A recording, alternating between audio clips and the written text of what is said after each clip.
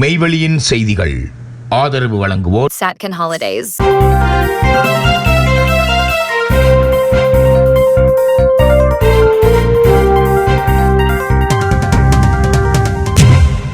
வணக்கம். மெய்வெளியின் செய்திகள் வாசித்தளிப்பவர் சுகந்தினி சிவகுமார். முதலில் இலங்கை செய்திகள்.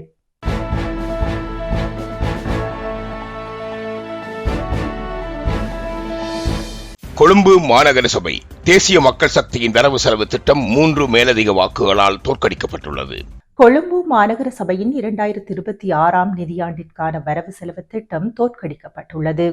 இது தொடர்பில் நேற்று நடந்த வாக்கெடுப்பில் வரவு செலவு திட்டத்திற்கு ஆதரவாக 57 வாக்குகளும் எதிராக 60 வாக்குகளும் அளிக்கப்பட்டன. இதற்கமைய மேலதிக 3 வாக்குகளால் பாதீடு தோற்கடிக்கப்பட்டது. கொழும்பு மாநகர சபை தேர்தலில் 48 ஆசனங்களை வென்ற தேசிய மக்கள் சக்தி சுயேட்சை குழு மற்றும் சில கட்சிகளின் ஆதரவுடன் ஆட்சி அமைத்திருந்தது. எனினும் அந்த ஆதரவு தற்போது இழக்கப்பட்டுள்ளது. கொழும்பு மாநகர சபையில் 117 உறுப்பினர்கள் அங்கம் வகிக்கின்றனர். பிரதான எதிர்க்கட்சியான ஐக்கிய மக்கள் சக்தியின் 29 உறுப்பினர்கள் உள்ளனர். இந்த நிலையிலேயே எதிரணிகள் ஒன்றிணைந்து கொழும்பு மாநகர சபையின் வரவு செலவு திட்டத்தை தோற்கடித்துள்ளன. கொழும்பு மாநகர சபை என்பது முக்கியத்துவம் மிக்க சபையாக கருதப்படுகிறது. அங்கு ஏற்பட்டுள்ள பின்னடைவானது தேசிய மக்கள் சக்திக்கு பலத்ததொரு அரசியல் அடியாகும் என அரசியல் விமர்சகர்கள் சுட்டிக்காட்டுகின்றனர். வரவு செலவு திட்டத்தை மீண்டும் முன்வைப்பதற்குரிய சந்தர்ப்பம் உள்ளது. எனவே அதன்போது பாதீட்டை நிறைவேற்றுவதற்குரிய முழுமையான நடவடிக்கையில் தேசிய மக்கள் சக்தி இறங்கும் என எதிர்பார்க்கப்படுகிறது. டிட்வா பேரிடர் மீள்வதற்கு இலங்கைக்கு இந்தியா $450 மில்லியன் நிதியுதவி. டிட்வா சூறாவளியால் சேதமடைந்த பகுதிகளை மீண்டும் கட்டியெழுப்புவதற்காக இந்தியா $450 மில்லியன் நிவாரணப் பொதியை அறிவித்துள்ளது. இதில் $350 மில்லியன் சலுகை கடனும் $100 மில்லியன் மானியமும் அடங்கும் என்று இந்திய வெளியுறவு அமைச்சர் கலாநிதி எஸ். ஜெய்சங்கர் தெரிவித்துள்ளார். ஜனாதிபதியுடனான இருதரப்பு கலந்துரையாடலுக்கு பின்னர் வெளியுறவு அமைச்சர் விஜித ஹேரத்துடன் கூட்டு செய்தியாளர் சந்திப்பில் பங்கேற்ற போதே இந்திய வெளிவிவகார அமைச்சர் இந்த அறிவிப்பை வெளியிட்டார். டிட்வா சூறாவளியால் ஏற்பட்ட பேரழிவிற்கு முதலில் பதிலளித்த இந்தியா நவம்பர் 28 அன்று ஆபரேஷன் சாகரபந்துவை தொடங்கியது. இந்திய மருத்துவ குழுக்களால் சுமார் 80,000 பேருக்கு வழங்கப்பட்ட சுகாதார உதவி மற்றும் பால அமைப்பின் நவீனமயமாக்கலுக்கு இராணுவ பொறியியல் குழுக்கள் பங்களிப்பு உட்பட இந்தியா மேற்கொண்ட நடவடிக்கைகளின் தன்மையை நினைவு கூர்ந்த இந்திய வெளியுறவு அமைச்சர் 2022 ஆண்டு பொருளாதார சரிவின் போது ஏற்பட்டதைப் போலவே இந்த பேரழிவிலும் ஆதரவு வழங்கப்படும் என்பதை உறுதிப்படுத்தினார். நாட்டில் சுற்றுலாவை மேம்படுத்துவதற்கு இந்தியா தன்னாலான முடிந்த அதிகபட்ச ஆதரவை வழங்கும் என்றும் அமைச்சர் குறிப்பிட்டார். அந்த அறிவிப்பிற்கு ஜனாதிபதி அன்றகுமாரவும் வெளியுறவு அமைச்சர் விஜித ஹேரத்தும் இந்திய பிரதமருக்கு நன்றி தெரிவித்தனர். மாகாண சபை தேர்தல் நடத்த அழுத்தம். இந்திய வெளிவிவகார அமைச்சர் எஸ். ஜெய்சங்கரை நேரில் சந்தித்து கடிதத்தை கையளிக்க தமிழ் தலைவர்கள் திட்டம். தாம் ஆட்சி பீடமேறி 1 வருட காலத்திற்குள் மாகாண சபை தேர்தல் நடாத்தப்படும் என தேசிய மக்கள் சக்தி அரசாங்கம் அதன் தேர்தல் விஞ்ஞாபனத்தில் குறிப்பிட்டிருந்த பின்னணியில் இன்னமும் மாகாண சபை தேர்தல் நடத்தப்படாமை குறித்தும் அதனை நடாத்துவதற்கான அழுத்தங்களை வழங்க வேண்டியதன் அவசியம் குறித்தும் இந்திய பிரதமர் நரேந்திர மோடிக்கான கடிதத்தில் வலியுறுத்துவதற்கு தமிழ் தலைவர்கள் முடிவு செய்துள்ளனர். அதன் அடிப்படையில் இன்று செவ்வாய்க்கிழமை இந்திய வெளிவிவகார அமைச்சர் எஸ். ஜெய்சங்கரை நேரில் சந்திக்கும் போது அந்த கடிதத்தை கையளிப்பதற்கு அவர்கள் திட்டமிட்டுள்ளனர். இக்கடிதத்தில் அரசமைப்புக்கான 13வது திருத்தத்தை முழுமையாக நடைமுறைப்படுத்துமாறு பல்வேறு தளங்களிலும் இந்தியா பகிரங்கமாக வலியுறுத்தி வரும் நிலையில் அந்த அழுத்தத்தை தொடர்ந்து பிரயோகிக்குமாறு கோரவிருப்பதாக தமிழரசு கட்சியின் பொதுச் செயலாளர் எம். சுமந்திரன் தெரிவித்தார். அதேபோன்று தாம் ஆட்சி பீடமேறி 1 வருட காலத்திற்குள் மாகாண சபை தேர்தல் நடாத்தப்படும் என தேசிய மக்கள் சக்தி அரசாங்கம் அதன் தேர்தல் விஞ்ஞாபனத்தில் குறிப்பிட்டிருந்த பின்னணியில் இன்னமும் மாகாண சபை தேர்தல் நடத்தப்படாமை குறித்தும் அதனை நடத்துவதற்கான அழுத்தங்களை வழங்க வேண்டியதன் அவசியம் குறித்தும் பிரதமர் மோடிக்கான கடிதத்தில் வலியுறுத்தப்படும் எனவும் அவர் தெரிவித்தார். மேலும் அதிகார பகிர்வானது அர்த்தமுள்ளதாக அமைய வேண்டியதன் அவசியம் குறித்தும் அந்த கடிதத்தில் உள்வாங்கப்படும் எனவும் சுமந்திரன் குறிப்பிட்டார். முன்னதாக குறித்த தினத்தில் இலங்கை தமிழரசு கட்சி மற்றும் ஜனநாயக தமிழ் தேசிய கூட்டணியை சேர்ந்த 6 கட்சிகளின் தலைவர்கள் இந்திய உயர்ஸ்தானிகர் சந்தோஷ் ஜாவை சந்திப்பதற்கு நேர ஒதுக்கீடு வழங்கப்பட்டிருந்தது. எனினும் ஜெய்சங்கரின் இலங்கைக்கான திடீர் பயண ஒழுங்கின் காரணமாக அந்த சந்திப்பு பிற்போடப்பட்டுள்ளது என்று இந்திய உயர்ஸ்தானிகரகம் அறிவித்துள்ளது. விஸ்தரிக்கப்படும் தாயிட்டி விகாரை 3ஆம் திகதி எதிர்ப்பு தெரிவிக்கும் மாபெரும் போராட்டத்திற்கு மக்களுக்கு அழைப்பு விடுத்த ஸ்ரீதரன் எம்பி. மஹிந்த ராஜபக்சவாக இருந்தால் என்ன, அனுரகுமார திசநாயக்கவாக இருந்தால் என்ன, அனைவரும் ஒரே விதமான காரியங்களையே கைக்கொள்கின்றார்கள் என்பது தையிட்டி விகாரைக்கு எதிரான போராட்டத்தில் நடாத்தப்பட்ட தாக்குதல் மற்றும் கைதுகளில் இருந்து தெரிகின்றது என இலங்கை தமிழரசு கட்சியின் பாராளுமன்ற உறுப்பினர் சிவஞானம் ஸ்ரீதரன் தெரிவித்தார். எதிர்வரும் 3ஆம் திகதி தையிட்டி விகாரையில் அதனை விஸ்தரிப்பதற்கும் புத்தர் சிலையை வைப்பதை தடுப்பதற்கும் ஆயிரக்கணக்கில் மக்கள் அணிதிரள வேண்டும் என அழைப்பு விடுத்தார். தையிட்டி விகாராதிபதியின் பதவி உயர்வுக்கு எதிராக நடைபெற்ற போராட்டம் தொடர்பாக கருத்து தெரிவித்த போதே சிவஞானம் ஸ்ரீதரன் இதனை தெரிவித்தார். மேலும் தையிட்டி பகுதியில் போலீசார் நடந்த விதம் மிகவும் கண்டிக்கத்தக்கது. எதிர்வரும் 3ஆம் திகதி விகாரையை அகலப்படுத்தவும் மற்றும் ஒரு புத்தர் சிலையை வைப்பதற்கு முயற்சிப்பதாக செய்திகள் எங்களுக்கு கிடைக்கின்றன. இதற்கு எதிராக மாபெரும் போராட்டம் ஒன்றை நடாத்த மக்கள் அழைப்பு விடுத்திருக்கிறார்கள். அதிலே பொதுமக்கள் பிரம்மாண்டமான அளவில் பங்கு கொள்ள வேண்டும். தையிட்டி போராட்டத்திற்கு வந்தவர்களை விட ஆயிரக்கணக்கிலே மக்கள் வந்து இதற்கான எதிர்ப்பை தெரிவிக்கும் போதுதான் அரசாங்கத்திற்கான செய்தியை வெளிப்படுத்த முடியும், அரசின் உண்மை முகத்தை வெளிப்படுத்த முடியும். ஜனநாயக அரசு என்று சொல்லி தங்களை இடதுசாரித்துவ கொள்கை என்று சொல்லி முலாம் பூசி தமிழ் மக்களையும் புலம்பெயர் நாடுகளையும் அங்குள்ள மக்களையும் ஏமாற்றிக் கொண்டு செல்கின்ற அரசுக்கு இன்றைய செய்திகள். நிலத்தில் வாழ்ந்து கொண்டிருக்கின்ற மக்களுக்கு அவர்கள் ஏதோ செய்வார்கள், நல்லது நடக்கும் என்று பேசுகின்றவர்களுக்கும் இந்த அராஜகம் பயங்கரவாதமும் போலீசாரின் நடவடிக்கையும் தெளிவாக புரிந்து கொள்ள வைக்கும் என்று நினைக்கின்றேன். மஹிந்த ராஜபக்சவாக இருந்தால் என்ன, அனுரகுமார திசநாயக்கவாக இருந்தால் என்ன, அனைவரும் ஒரே விதமான காரியங்களையே கைக்கொள்கின்றனர் என்பதையே தெரிகின்றது. தொடர்ந்து இந்த போராட்டங்களை மக்களாக இணைந்து முன்னெடுப்போம் என அவர் தெரிவித்தார். மண்டைதீவில் முன்மொழியப்பட்டுள்ள சர்வதேச கிரிக்கெட் மைதானம் சட்டவிரோதமானது என்று ஜனாதிபதி அனுரகுமார திசநாயக்கவுக்கு கடிதம்.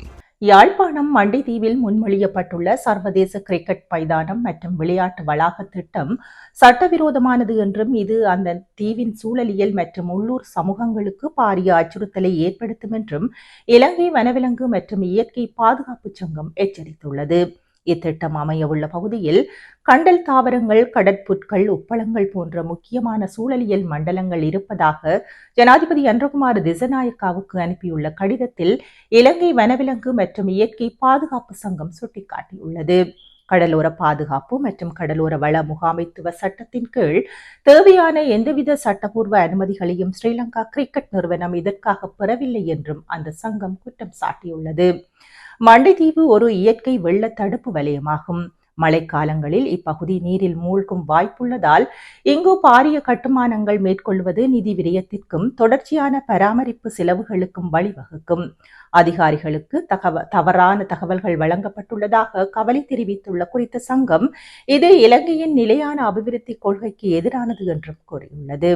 எங்கள் எதிர்ப்பு யாழ்ப்பாணத்தில் விளையாட்டு வசதிகளை மேம்படுத்துவதற்கு எதிரானது அல்ல, மாறாக சூழலியல் முக்கியத்துவம் வாய்ந்த மண்டைதீவில் இத்திட்டத்தை முன்னெடுப்பதற்கும் சுற்றுச்சூழல் சட்டங்கள் மீறப்படுவதற்கும் மட்டுமே என இலங்கை வனவிலங்கு மற்றும் இயற்கை பாதுகாப்பு சங்கம் தெளிவுபடுத்தியுள்ளது. இத்திட்டத்தை உடனடியாக நிறுத்தி இது குறித்து விசாரணை நடாத்துமாறு ஜனாதிபதியிடம் கோரிக்கை விடுக்கப்பட்டுள்ளது. கொழும்பு கோட்டை முதல் காங்கேசன் துறை வரை யாழ்தேவி கடுகதி புகையிரத சேவை மீண்டும் ஆரம்பம். பேரிடரால் இடைநிறுத்தப்பட்ட வடக்கிற்கான புகையிரத சேவை நாளை புதன்கிழமை முதல் முழுமையாக ஆரம்பிக்கப்பட உள்ளது என புகையிரத திணைக்களம் குறிப்பிட்டுள்ளது. இதற்கமைய யாழ்தேவி கடுகதி புகையிரதம் கொழும்பு கோட்டை காங்கேசன் துறை வரை சேவையை மீண்டும் ஆரம்பிக்க உள்ளது. நீண்ட இடைவெளிக்கு பின்னர் யாழ்தேவி புகையிரதம் நாளை காலை 6:40 மணியளவில் கொழும்பு கோட்டை புகையிரத நிலையத்தில் இருந்து புறப்பட்டு பகல் 2:32 மணியளவில் காங்கேசன் துறை புகையிரத நிலையத்தை சென்றடைய உள்ளது. அதேபோல நாளை காலை 10:30 மணியளவில் காங்கேசன் துறை புகையிரத நிலையத்தில் இருந்து புறப்படும் புகையிரதம் மாலை 6:54 மணியளவில் கொழும்பு கோட்டை புகையிரத நிலையத்தை வந்தடைய உள்ளது. காங்கேசன் துறை அனுராதபுரம் வரையிலான யாழ்ராணி புகையிரத சேவை நேற்று திங்கட்கிழமை முதல் ஆரம்பிக்கப்பட்டுள்ள நிலையில் பேரிடருக்கு பின்னர் குறுகிய கால பகுதியில் வடக்கான புகையிரத சேவைகள் முழுமையாக ஆரம்பிக்கப்பட்டுள்ளன. அத்துடன் கொழும்பு கோட்டை மட்டக்களப்பிற்கான புகையிரத சேவை வெகு விரைவில் ஆரம்பிக்கப்படும் என்று புகையிரத திணைக்களம் குறிப்பிட்டுள்ளது. செய்திகளில் இனி வருவன இந்திய செய்திகள். Discover the magic of Sri Lanka with Satkin Holidays. From breathtaking beaches to ancient temples, we offer curated travel itineraries for every kind of traveler. Our experts design the perfect journey, tailored to your needs and interests, ensuring you make the most of your time in Sri Lanka. Experience Sri Lanka's vibrant culture, pristine nature, and world-class hospitality with Satkin Holidays.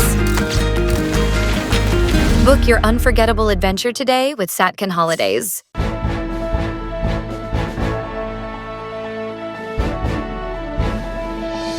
Edappadi Piyush Goyal சந்திப்பால் பரபரக்கும் தமிழக அரசியல். தமிழகத்தில் 2026ஆம் ஆண்டு நடைபெறவுள்ள சட்டசபை தேர்தலை முன்னிட்டு அரசியல் களம் இப்போதே சூடுபிடிக்க தொடங்கியுள்ளது. குறிப்பாக மிஷன் தமிழ்நாடு என்ற இலக்குடன் களமிறங்கியுள்ள பாஜக தேர்தலுக்கான வியூகங்களை வகுக்க மத்திய அமைச்சர் கோயலை தேர்தல் பொறுப்பாளராக நியமித்துள்ளனர். அமித்ஷாவின் நம்பிக்கைக்குரியவரான இவர் இன்று சென்னை சென்று கமலாலயத்தில் உயர்மட்ட குழுவினருடன் தீவிர ஆலோசனை நடத்தினார். இதில் தற்போதைய அரசியல் சூழல் மற்றும் கட்சியின் அடுத்த கட்ட நடவடிக்கைகள் குறித்து விவாதிக்கப்பட்டது. இதனைத் தொடர்ந்து நட்சத்திர ஹோட்டலில் அதிமுக பொதுச் செயலாளர் எடப்பாடி பழனிசாமியை சந்தித்த கோயல் தொகுதி பங்கீடு மற்றும் கூட்டணியை வலுப்படுத்துவது குறித்து முக்கிய பேச்சுவார்த்தை நடத்தினார்.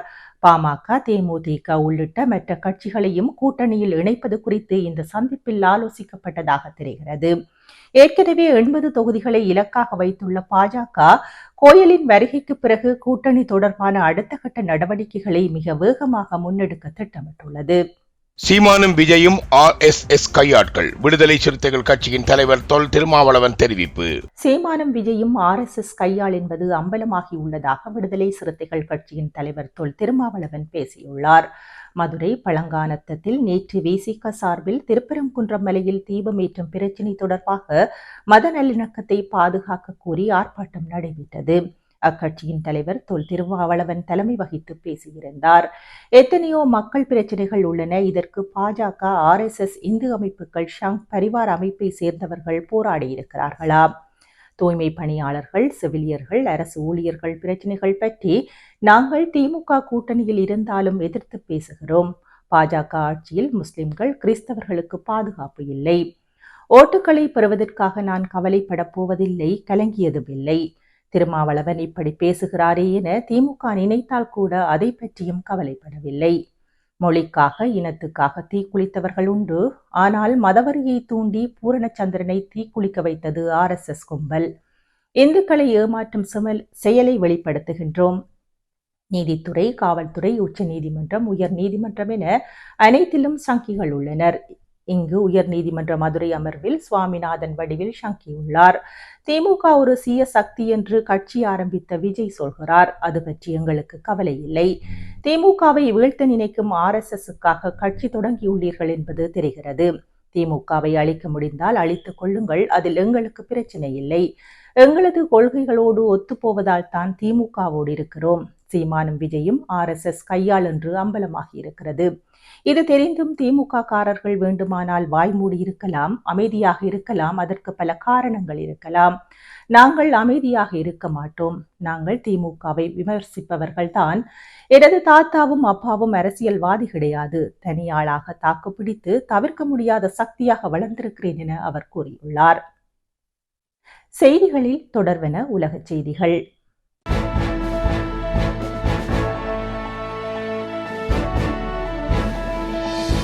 இரண்டாயிரத்தி 26ஆம் ஆண்டு லண்டன் வீதிகளில் ரோபோ டாக்ஸிகள், அச்சத்தில் ஊபர் ஓட்டுநர்கள்.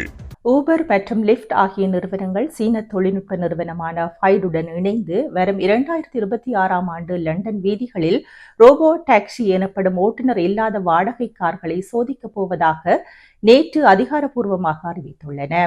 ஊபர் மற்றும் லிஃப்ட் ஆகிய 2 நிறுவனங்களும் தனித்தனியாக பைடுவின் அப்பல்லோகோ தானியங்கி வாகன தொழில்நுட்பத்தை பயன்படுத்த ஒப்பந்தம் செய்துள்ளன. லண்டன் நகரமே இந்த சோதனையின் பிரதான மையமாக இருக்கும். 2026ஆம் ஆண்டின் முதல் பகுதியில் இதற்கான பணிகள் தொடங்கும் என்று எதிர்பார்க்கப்படுகிறது. குறிப்பாக லிஃப்ட் நிறுவனம் அப்பல்லோகோ 6 என்ற பிரத்யேகமாக வடிவமைக்கப்பட்ட மின்சார வாகனங்களை பயன்படுத்த உள்ளது. இதில் தேவைப்பட்டால் கழற்றி மாற்றக்கூடிய ஸ்டீரிங் வீல் வசதியும் உண்டு.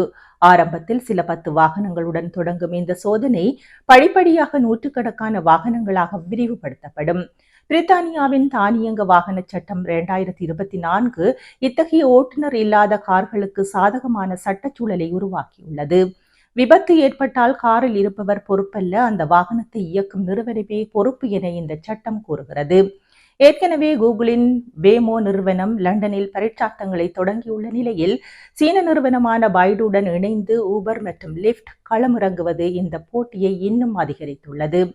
மேலும் 2041ஆம் ஆண்டிற்குள் லண்டனில் வீதி விபத்தால் ஏற்படும் மரணங்கள் முற்றிலுமாக தவிர்க்கப்பட வேண்டும் என்ற இலக்கை அடைய விசன் 0 இத்தகைய AI தொழில்நுட்பங்கள் உதவும் என்று நம்பப்படுகிறது. ஓட்டுநர் இல்லாத கார்கள் போக்குவரத்து நெரிசலை ஏற்படுத்தலாம் அல்லது அவசர காலங்களில் சாலைகளை மறைக்கலாம் என்று நிபுணர்கள் எச்சரிக்கின்றனர்.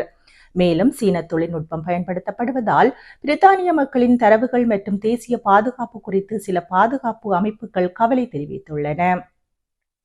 டாக்ஸி ஓட்டுநர்களின் சங்கம் யாருக்கு இந்த ஓட்டுநர் இல்லாத கார்கள் தேவை என்று கேள்வி எழுப்பியுள்ளதோடு இது ஒரு வெறும் பகட்டு என்றும் விமர்சித்துள்ளன.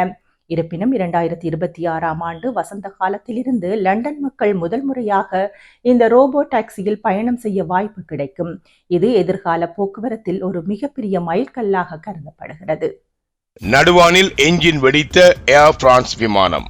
ஏர் பிரான்ஸ் விமானம் ஒன்றின் என்ஜின் நடுவானில் வெடித்த சம்பவம் பயணிகளுக்கு மரண பயத்தை காட்டியது. பிரான்ஸ் தலைநகர் பாரிஸிலிருந்து ஹோர்சியா தீவுக்கு புறப்பட்ட ஏர் பிரான்ஸ் விமானம் ஒன்றின் என்ஜின் ஒன்று நடுவானில் வெடித்ததால் விமானம் 30,000 அடி கீழே வேகமாக பாய்ந்துள்ளது.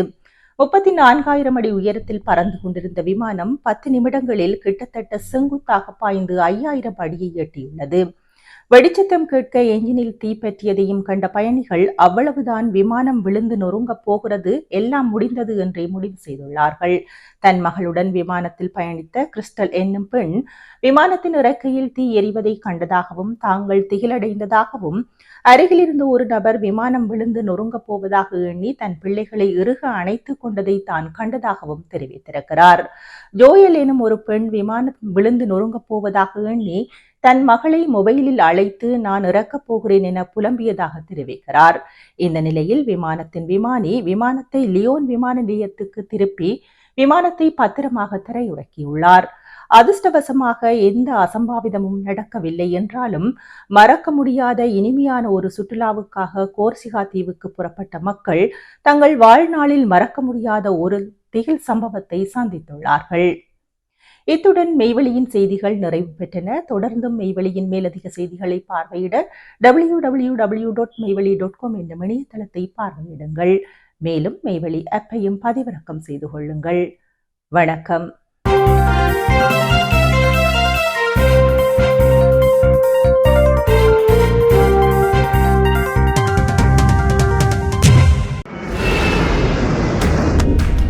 Discover the magic of Sri Lanka with Satkin Holidays.